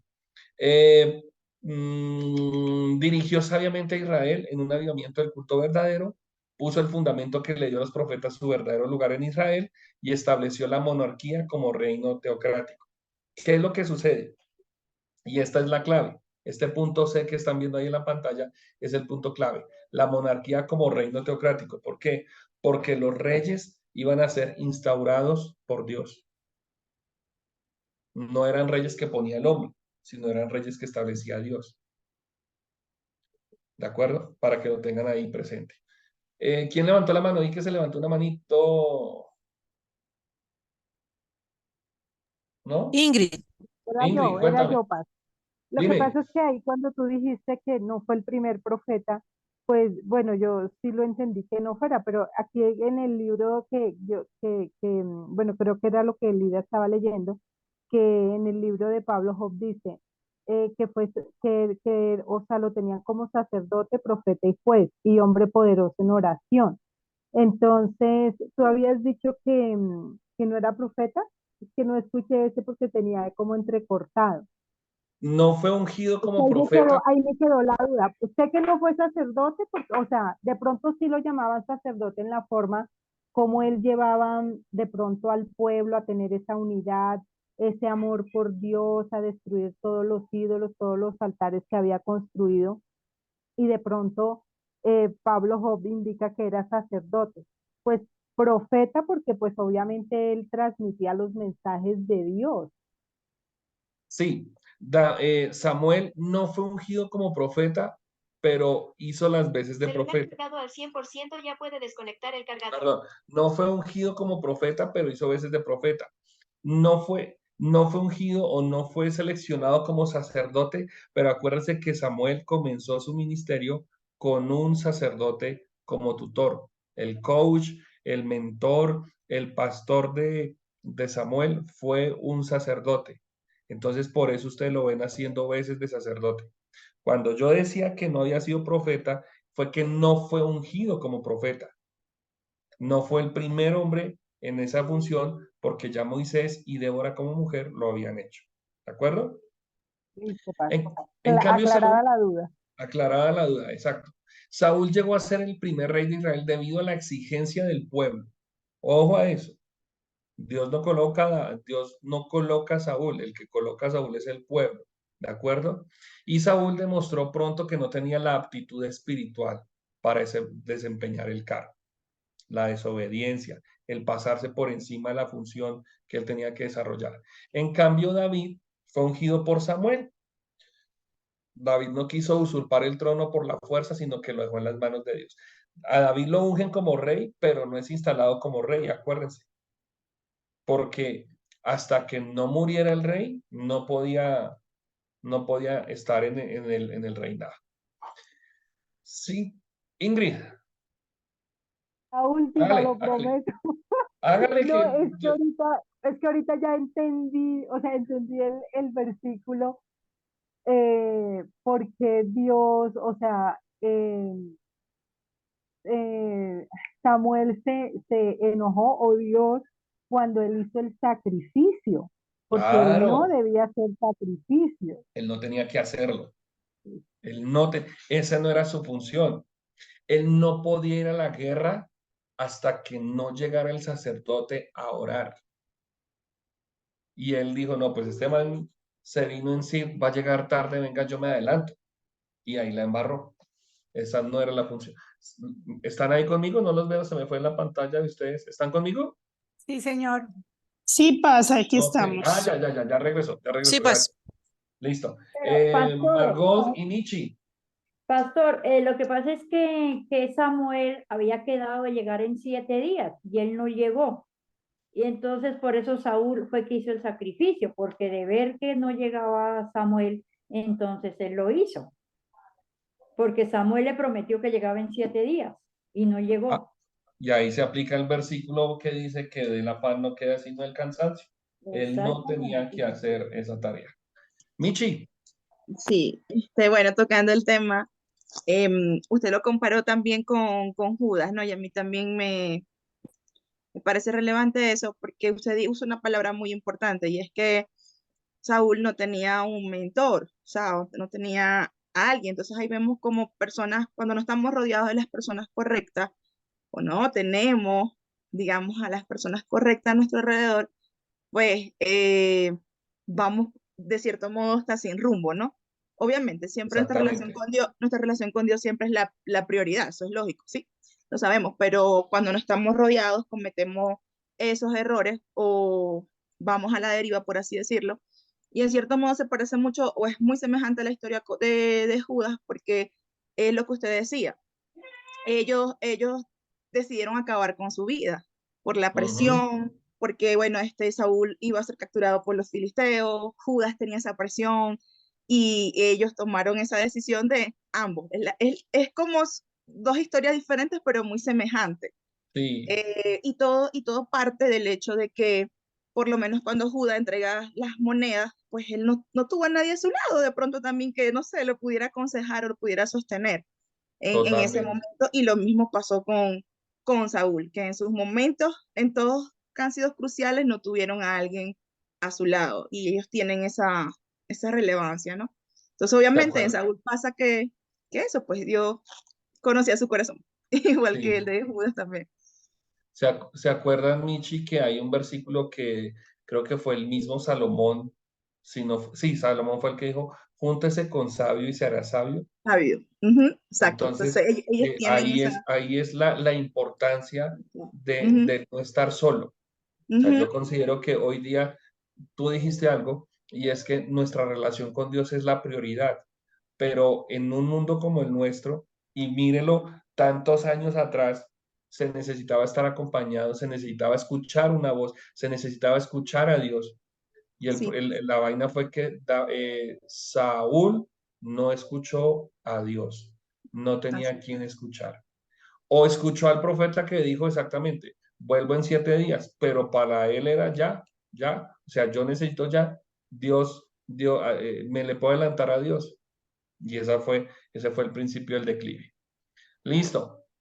Nos vamos a descansar después de esta lámina. Dice, el rey de 5 aspectos que caracterizan al libro de Samuel, el primer libro de Samuel. El rey de Israel debía ser un rey que se sometiera a Dios, que obedeciera su ley y se dejara corregir a través de la revelación dada por medio de los profetas. Número 2, registra el comienzo del oficio profético en Israel como equivalente espiritual del sacerdocio. O sea, si lo que dijo ahorita, no sé quién fue, no sé si fue Ingrid, que si era o no era sacerdote, era o no era profeta. El oficio profético de Israel era el equivalente al sacerdocio. Siempre, ojo, acuérdense de eso. Ustedes van a leerlo cuando lleguemos al libro de las crónicas y al libro de los reyes. Ustedes van a ver un término, si no ven el término profeta, van a ver el término vidente, ¿sí? Y ese es el equivalente al sacerdote y al profeta. El vidente es muy diferente al que ustedes y yo conocemos aquí en el mundo occidental. Aquí el vidente es el del tarot, el de las carticas, el del cuento astral. El vidente del Antiguo Testamento es el mismo profeta. ¿De acuerdo? Este libro resalta la importancia y el poder de la oración y está repleto de historias bíblicas famosas, ya ahí las están viendo, y es el primer libro que deja ver a Dios como Shabaoth. ¿Y Shabaoth qué es? El Jehová de los ejércitos. ¿Listo? Bueno, esto ya es ahí cositas que aparecen, que lo podemos mirar más adelante. Y aquí paremos, son las 8:30, paremos 10 minutos para cerrar luego el primer libro de Samuel y alcanzamos a ver una puntadita, creo yo, del segundo libro. 10 minutos y ya nos encontramos. Listo, Paz.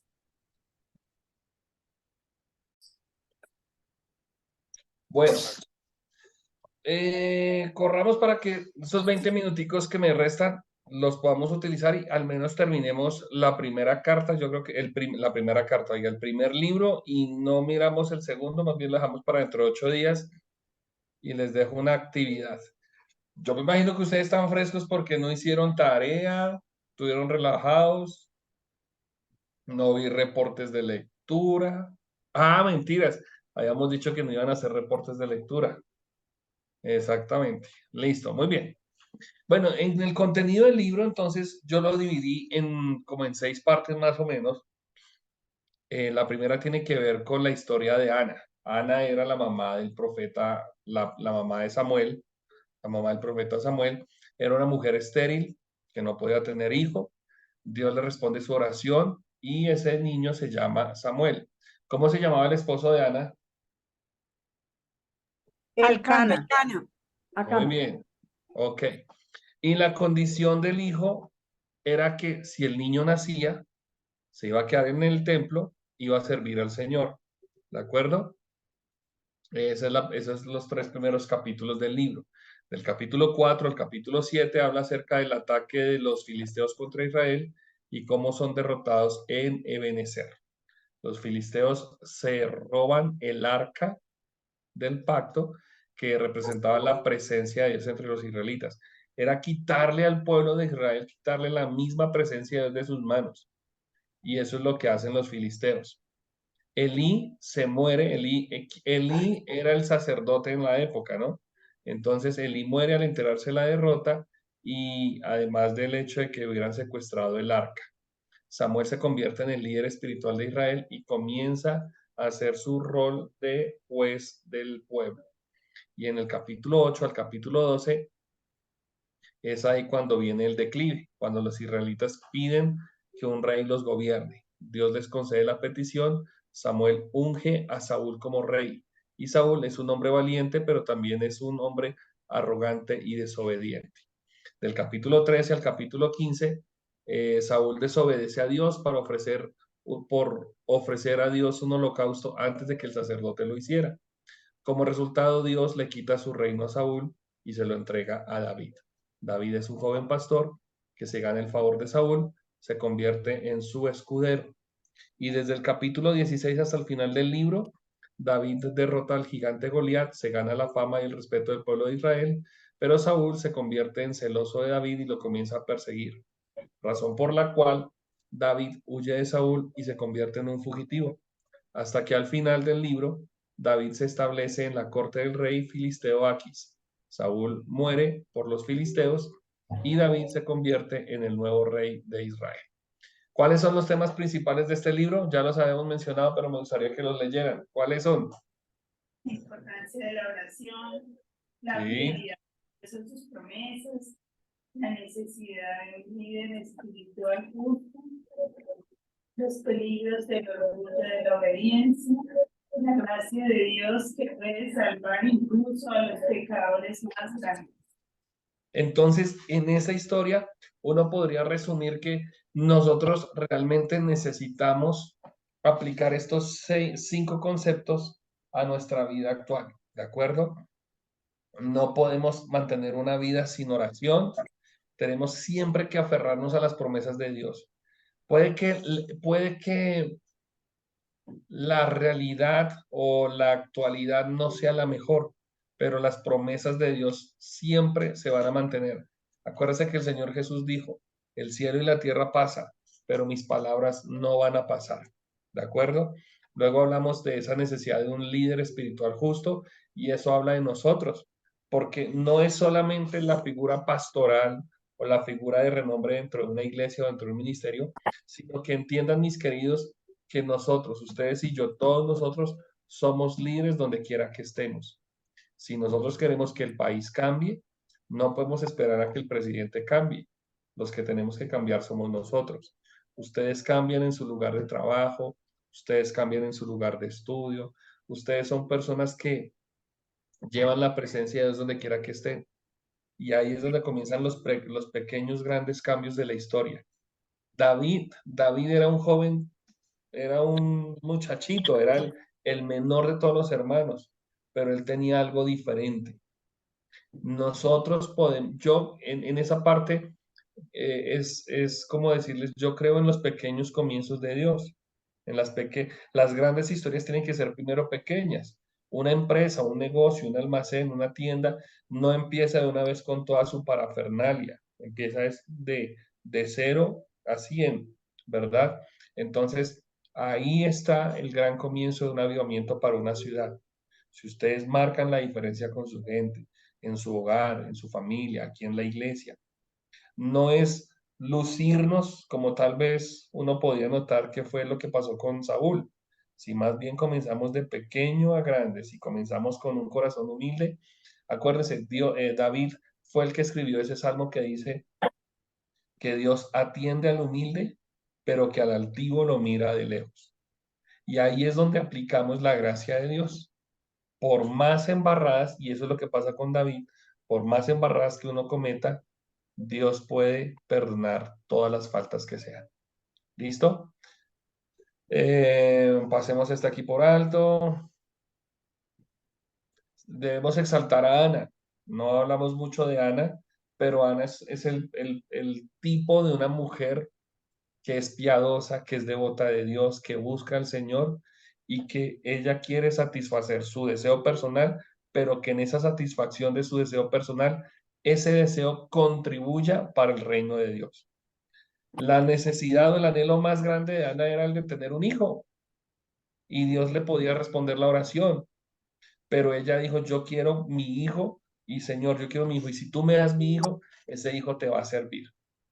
Entonces, otra aplicación, ¿cuáles son nuestras peticiones a Dios? ¿Para qué? ¿Qué le estamos pidiendo a Dios? ¿Qué le estás pidiendo tú a Dios? Llena de fe, correcto. ¿Para qué le estamos pidiendo a Dios para enriquecernos? ¿Le estamos pidiendo algo a Dios para satisfacer nuestros propios deseos? ¿O le estamos pidiendo a Dios algo con lo cual podemos servirle a Él? Entonces, es ahí donde nosotros necesitamos saber hacia dónde vamos, hacia dónde va nuestra vida, hacia dónde va nuestro enfoque espiritual. ¿Listo? ¿Listo? Bueno, aquí hablamos un poquito más de Ana. Ana, pues, era una mujer estéril. Dios no le había permitido tener hijos. Dios muchas veces pudiera hacer que nosotros como creyentes suframos decepciones. Dios permite que pasemos por momentos difíciles o que nos lleve a situaciones al extremo, ¿verdad?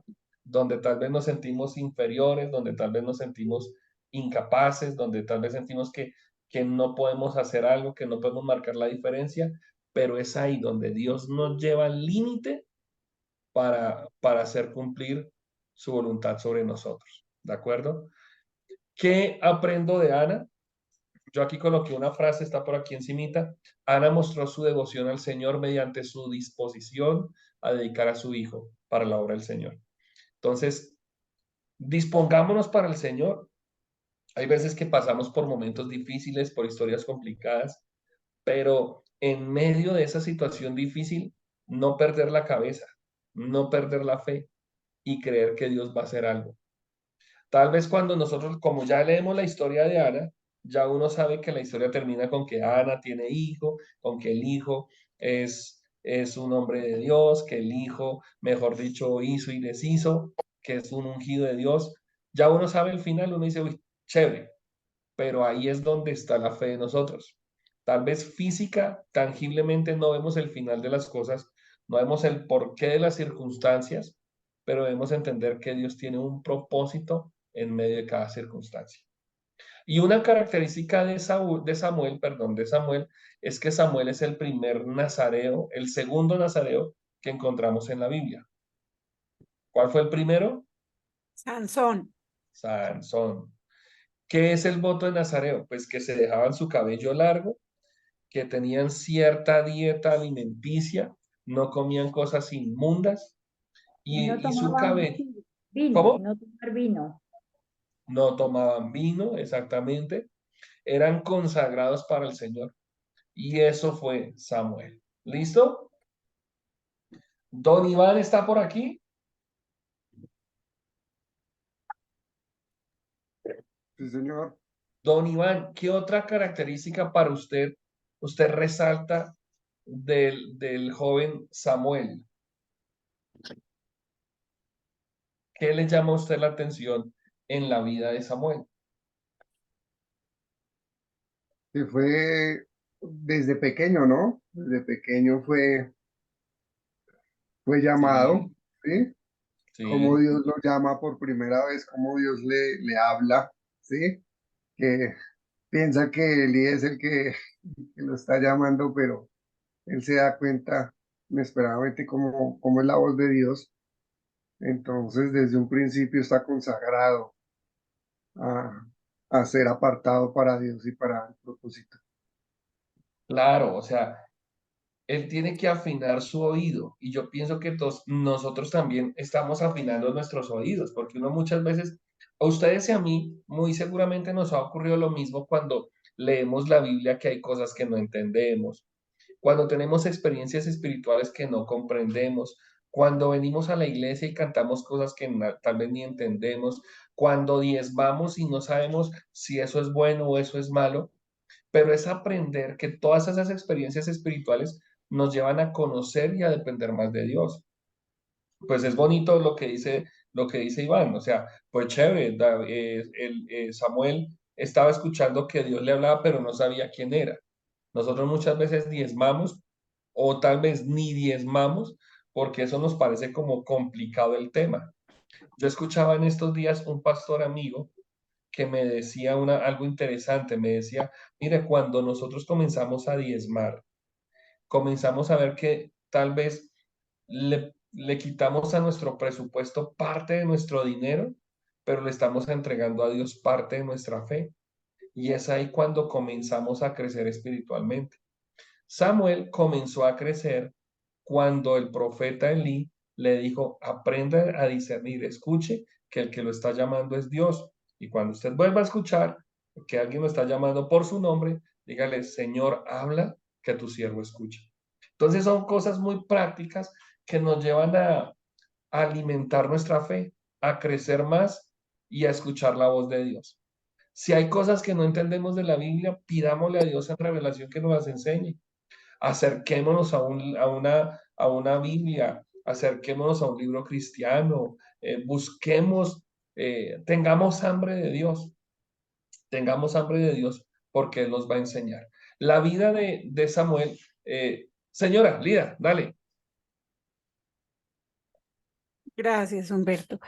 Algo que cuando yo leía, no recuerdo bien en qué capítulo, eh, Samuel decía como, yo a nadie le he quitado, yo a nadie le he tomado, o sea, yo decía, él es de una conducta intachable, es una Sí, persona que uno podría llamar, por lo menos, digamos, en el recorrido de los libros históricos que hemos visto, una persona íntegra.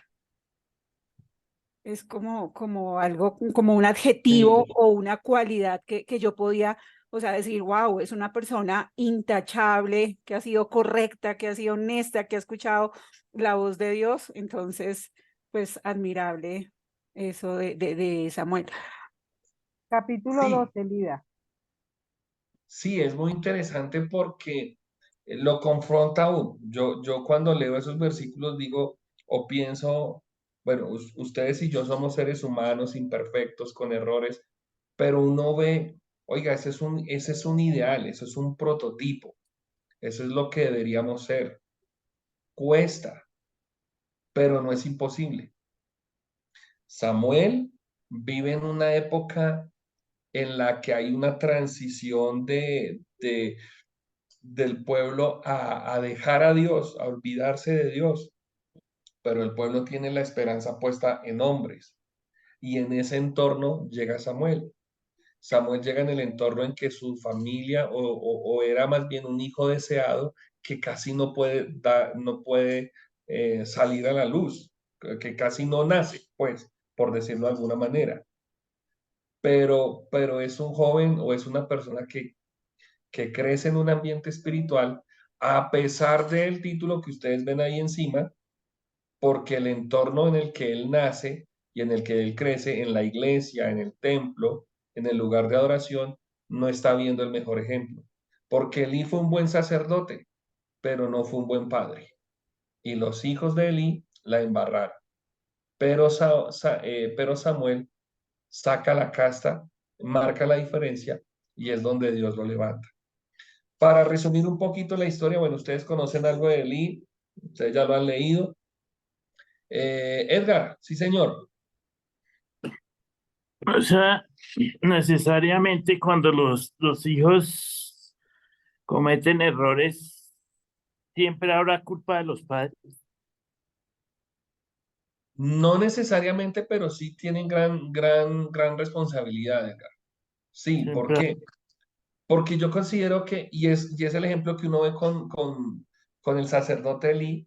El sacerdote Elí fue bueno, pero como padre tal vez en algo obró mal.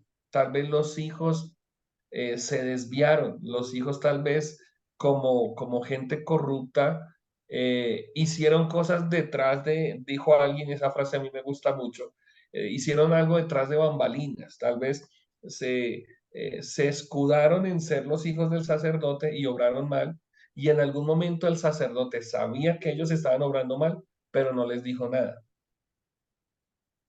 Puede pasarnos, pero entonces es ahí donde yo creo, Edgar, que también Dios nos permite entender esto para comenzar a corregir acciones. Yo no soy papá, pero tal vez yo tengo aquí en la iglesia hijos, muchachos, jóvenes, que si yo veo que están obrando mal, uno les llama la atención. Que día estábamos en un campeonato de fútbol y un joven se le salió un madrazo así de grande y, ¡ey, ey, ey! ¿Qué pasó? ¿Qué pasó? Tocó corregirlo. Entonces, creo que si nosotros como padres formamos un legado en nuestros hijos, entonces eso indica que tenemos que estar muy pendientes de ellos, que mientras estén a nuestro alcance, tenemos que ser ejemplo para ellos y ayudarlos. Pero va a llegar un momento en que los hijos van a alzar vuelo y ya pues allá sí ya no les podemos decir nada. En estos días nos sentábamos con alguien y les hablábamos al corazón, les decíamos, oiga, qué rico lo que ustedes están haciendo como jóvenes, qué rico lo que ustedes hacen, pero mientras ustedes sean hijos de esta casa, queremos pedirles, sean juiciosos, sean obedientes, sean buen ejemplo. Ya cuando sean grandes, ya cuando tengan su hogar, ya pues ya no podemos decirles nada, pero marquen la diferencia. Entonces creo que lo que nosotros como padres impartimos es vital para nuestros hijos. ¿De acuerdo? Fue lo que sucedió acá, Edgar. ¿Por qué? Porque resulta que Elí se da cuenta que sus hijos se portan mal, pero mírelo, yo lo coloqué como esta frase, no los quitaron de su oficio, porque los hijos, ellos eran sacerdotes, eran ¿cómo se le dice aquí? Los monaguillos de la iglesia, eran los ayudantes del pastor, pero ellos hacían cosas malas. Y al sacerdote Aprovecharon, ¿cómo? aprovecharon ese puesto. Aprovecharon el puesto, aprovecharon el papayazo y la embarraron. Y mire lo interesante, que eso fue un fracaso, no para ellos, fue un pecado para ellos, pero fue un fracaso para el papá. ¿Por qué? Porque lo que hacía Samuel lo podían hacer los hijos de Eli. Lo hubieran podido hacer, pero por su pecado grave. Los hijos de Eli endurecieron su corazón, pecaban abiertamente y sin vergüenza, y por eso Dios los bajó. Margot y luego Lida. Pastor, pero hablando de Eli, sí, Eli cometió error como papá, pero Eli no murió, él fue arrebatado por Dios. O sea, eso Ok. hace Dios, Sí, Dios porque él no murió. Eli, por eso lo estoy diciendo, Eli cometió un error como padre, sí, pero entendamos la figura en el Antiguo Testamento. O sea, lo que hacía Eli lo podían seguir haciendo sus hijos, pero ahí fue cortado el ministerio de Eli. O sea, sí, Eli es arrebatado en lo que nosotros sabemos de Eli, todo el tema, pero el ministerio de Eli, la labor sacerdotal, se cortó. ¿Por qué? Por causa de la inmoralidad de sus hijos. Ese es el problema. Señora, ¿Algo más? Lía. Ah, sí, sí, pastor. Cuando nosotros empezamos la clase, yo decía que quizás de las cosas que me había confrontado en el libro era precisamente la debilidad de Eli. Y yo tomaba como en mis apuntes, no sé si lo leí en el libro de Pablo Hoff o en algo que haya revisado, y decía, eh, es pecado el siervo de Dios que tolera la maldad en sus hijos porque es cómplice de ellos.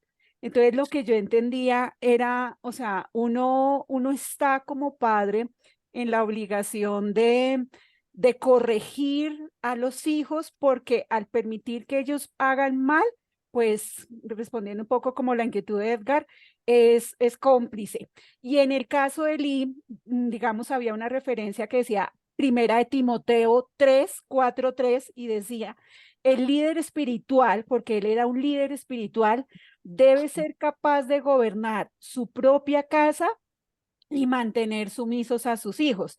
Entonces era como esa doble responsabilidad, no solo de ser papá, que lo hace cómplice, sino también que es una obligación del líder espiritual gobernar su propia casa y someter a sus hijos.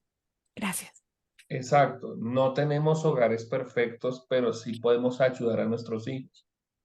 Y más ahora que, bueno, pues lo que pasa es que yo pasé mi adolescencia entre la iglesia y la casa y yo tal vez, yo tuve muchas embarradas, pero yo estuve muy blindado de todas maneras. Pero cuando uno mira hoy día, nuestros jóvenes están expuestos a muchas cosas. Y es ahí donde juega ese cuidado, ¿no? El término que utilizamos ahorita con Michi, ese pastoreo, ese mentoreo que como padres les ofrecemos a nuestros hijos.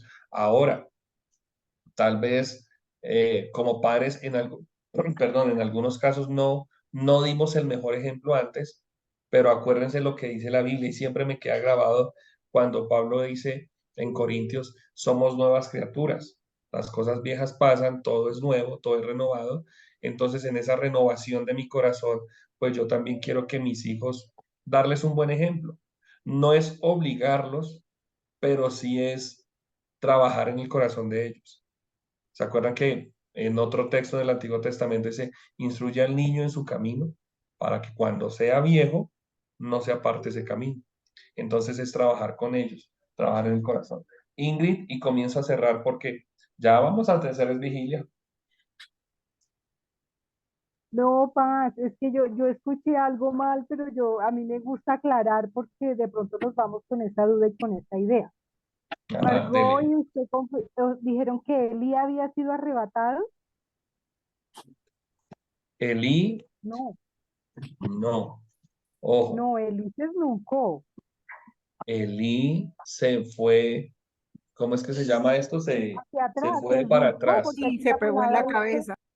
El que aconteció está que cuando el niño mencionando se Margot es cayó que hacia está Ay, la sí, silla sí, y sí, se sí, perdón, sí, lo desnucó. confundí con Elías. con El que está mencionando, el que está Se fue para atrás en la mencionando silla, Margot sí. es otro personaje. sí, sí, me Elí se equivoqué, muere. perdón. Ujú. Elí se Ojo, desnucó, sí. ojo. Ah, bueno. Elí fracasó, gracias Ingrid, Elí fracasó como padre porque fue incapaz de instruir a sus hijos en el camino de justicia. Elí no demostró la voluntad ni autoridad espiritual necesarias para separarlos del ministerio. Es decir, como papá no los corrigió y como sacerdote no los sacó. Entonces se levantó un mal sacerdocio, se levantó una mala autoridad espiritual. ¿Y eso qué trajo? El juicio de Dios sobre Elí, porque pues precisamente, o sea, Elí se murió, ¿sí? Se acaba su ministerio y se acaba de tajos, es decir, no sigue él como sacerdote, pero tampoco sus hijos ni su familia.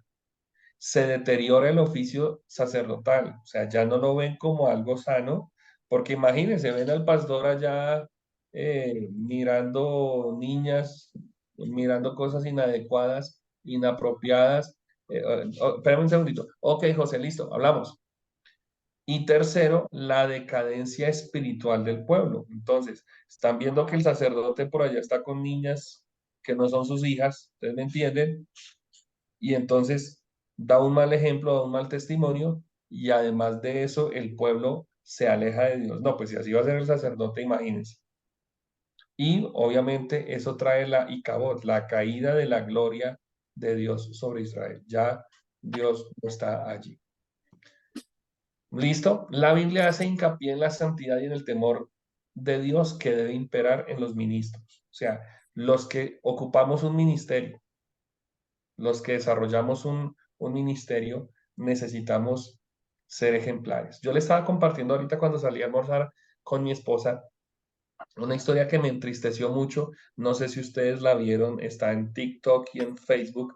Y si no la vieron, no me la pidan porque no se las voy a pasar.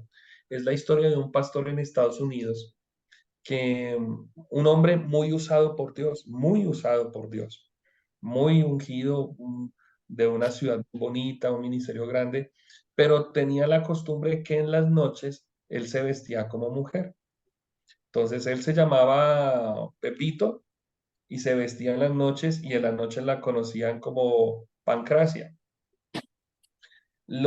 Algunas personas se dieron cuenta de la acción y resulta que este hombre lo denuncian, le llaman la atención a la policía sobre la acción del pastor y entonces el pastor en algún momento, perseguido por la policía, se siente acorralado, para el carro, saca del carro un revólver y se pega un tiro y se mata.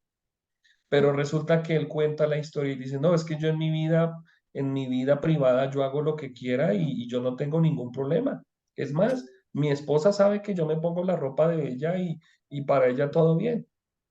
La persona que hace el llamado, pues es también otro hombre de mucha autoridad y dice, mire, los pecados, nosotros no vamos a juzgar a nadie, porque quien juzga es Dios, pero no podemos coger perdóname, utilizo este término, no podemos coger de parapeto el evangelio, porque de todas maneras nuestras acciones van a traer consecuencias. Entonces, se requiere, y Pablo lo dice por allá en una de sus cartas, se requiere que el obispo sea irreprensible, que sea un hombre de Dios. Cometemos errores, pero ojo, no podemos no podemos denigrar del ministerio y no podemos traer maldición a la casa de Dios, porque si yo obro mal, no solamente sobre mí cae el problema, sino que sobre la iglesia cae el problema. Entonces uno muchas veces dice, ay, no, son los pastores. No, es cualquier persona que sirve delante de Dios. Entonces no podemos ser inmorales. Yo no puedo, volviendo al caso que hablamos ahorita con Edgar, si yo como papá, yo sé que mi hijo está mal, está obrando mal, pues yo tengo que corregirlo. Porque quien va a llamarme a cuentas por la vida de mis hijos, ¿quién va a ser? Dios. Yo como pastor debo obrar bien porque sé que algún día Dios me va a llamar a cuentas es a mí, no a la iglesia. ¿De acuerdo? Entonces, aquí es donde viene el descalabro para Elí, porque él no corrigió, sencillamente él no corrigió la actitud de sus hijos. Samuel hizo jueces a sus hijos, pero Samuel no, Elí hizo jueces a sus hijos, pero estos no siguieron buen ejemplo de su padre. Exacto. Entonces, bueno, aquí déjeme que creo que cometí un error en la transcripción. Lo voy a omitir, pero la aplicación es esa. Tengamos cuidado con el ejemplo que estamos dejando. Tengamos cuidado con lo que nosotros somos y con lo que estamos haciendo. Quiero cerrar, ya todo esto son aquí láminas que pues me gustaría dejárselas en el grupo. Yo creo que las otras no se las subí, entonces tengo que subirlas. Quería cerrar solamente con esta historia de Saúl, porque es la historia que tal vez a muchos nos confunde un poquito, y es cuando Saúl busca un mensaje profético en medio de su crisis, pero él no recibe ningún mensaje profético, él no recibe voz de Dios porque sencillamente Dios se había apartado de él. Entonces, ¿qué fue lo que hizo Saúl? Saúl se buscó a una adivina para que le hablara a través de un medio, ¿de acuerdo? Pero ¿cuál es el problema? Que a Saúl le habla supuestamente el espíritu de Samuel. Pero ojo, Deuteronomio 18:11 dice que el espiritismo es algo que es condenado por Dios. Nosotros no practicamos eso, porque a Saúl le pudieron decir que el que le hablaba era el profeta Samuel, pero así no trabaja Dios. Eso es un engaño. Los mediums no hacen contacto con los muertos, sino que se comunican con espíritus engañadores o demonios. Entonces, el que le habla ahí no es Dios, no es el profeta. El que le habla a Saúl es un espíritu, es un demonio. Entonces, es ahí donde Saúl, por querer hacer más, hace menos. Entonces, ojo, eso a nosotros nos deja como esa lección. ¿De acuerdo? Para que ustedes lo tengan claro. Ahí no le habla Samuel. Ahí el que se mete a hablar es un demonio. Listo, nos fuimos casi 15 minutos de largo. Les quiero dejar una tarea chiquita. Les voy a cambiar la tarea. Para que, ¿alguna pregunta hasta aquí? Entonces, como no tienen preguntas, miren, la tarea es muy sencilla. Yo quiero que ustedes cojan en una Biblia o en internet, búsquense, háganse una biografía del rey David. De Saúl no, de Saúl dejémoslo quietico. Háganse una biografía de David. ¿Cuáles fueron los hechos más característicos en la vida de David? ¿Qué hizo? ¿Cómo trabajó? ¿Cómo sirvió a Dios? ¿Cuáles fueron los aspectos más relevantes en la vida del rey David? ¿De acuerdo? Háganse eso. Me gustaría, no les voy a pedir que lean, aunque pues no les voy a pedir que hagan el reporte, más bien, no hagan ningún reporte. Yo quiero es que lean ya la segunda carta de Samuel, porque pues no la alcanzamos a ver por obvias razones. Léanla y háganse la biografía de David. En una hojita, háganse una biografía en una hoja. Si me la pueden hacer por internet, chévere. Si no, la traen el domingo aquí a la iglesia. Le ponen su nombre. Ojo porque ¿por qué les tengo que poner esta tarea? Por algo muy sencillo. Porque muchos no han entregado reportes de lectura. Entonces yo tengo también que sacarles notas. Ya vamos en la 5ª clase. Entonces ya estamos, comenzando a descender la montaña. Entonces necesito dejar alguna nota. Y lo último